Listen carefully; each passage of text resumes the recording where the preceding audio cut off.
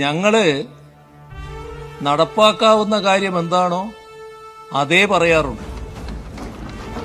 ഓരോ കേരളപ്പിറവി ദിനവും നാം ആഹ്ലാദത്തോടെ ആഘോഷിക്കാറുണ്ട്. എന്നാൽ ഈ വർഷത്തെ കേരളപ്പിറവി ദിനം കേരള ജനതക്കാകെ ഒരു പുതുയുഗപ്പിറവിയുടെ ദിനമാണ്. ഈ സഭയുടെ പൊതുവായ സന്തോഷത്തിൽ പങ്കുചേർന്നുകൊണ്ട് അഭിമാനപൂർവ്വം പ്രഖ്യാപിക്കട്ടെ, കേരളം ഇന്ന് അതിദാരിദ്ര്യമുക്ത സംസ്ഥാനമായി മാറിയിരിക്കുന്നു.